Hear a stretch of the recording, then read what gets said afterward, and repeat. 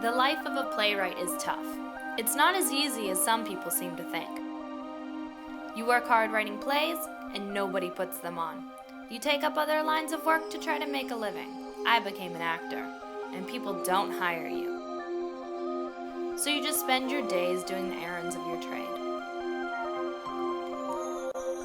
Today I had to be up by 10 in the morning to make some important phone calls.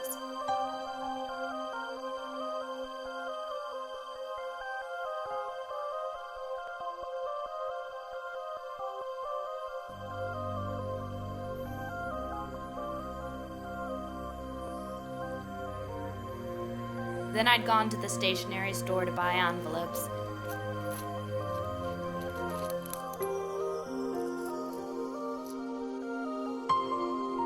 Then to the Xerox shop.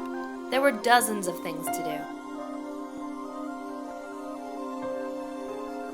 I've lived in the city all my life. I grew up on the Upper East Side, and when I was 10 years old, I was rich.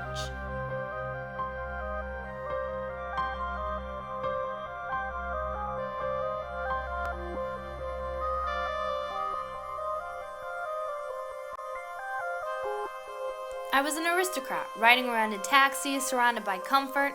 All I thought about was art and music. Now I'm 36, and all I think about is money.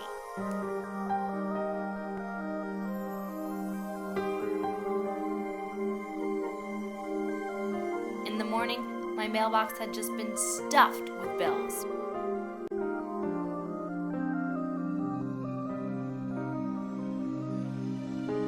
What was I supposed to do? How was I supposed to pay them? After all, I was already doing my best.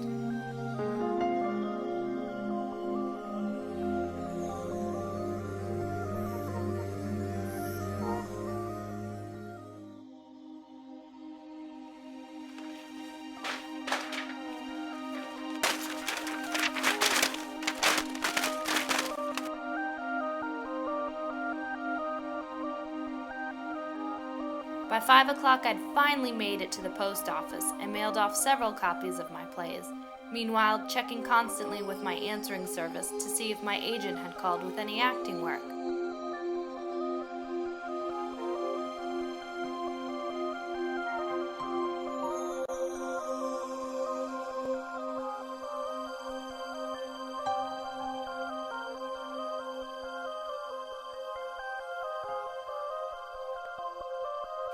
It was now 7 o'clock, and I would have liked nothing better than to go home and have my girlfriend, Debbie, cook me a nice, delicious dinner. But for the last several years, our financial circumstances have forced Debbie to work 3 nights a week as a waitress.